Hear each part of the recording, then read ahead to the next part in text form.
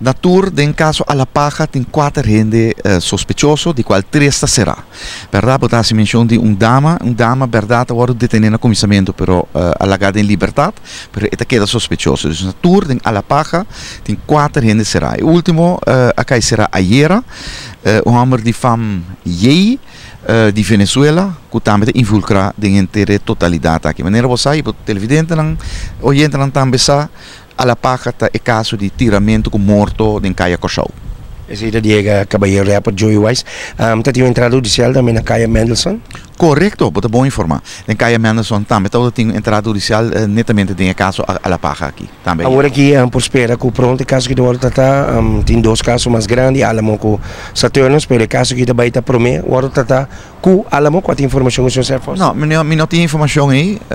É hecho que agora que ainda tem detenção, significa que a investigação de KPCN está tomando lugar, fiscal também está riba de, pero ora ainda tem detenção, ainda vou ter que passar do inteiro processo de que será 2 via 24 horas, 3 via 8 dias, etc. Inteiro processo, então, é também portar por duro um tique, você ainda a investigação está andando. Qual vai para mim? Boa pergunta, Minosa.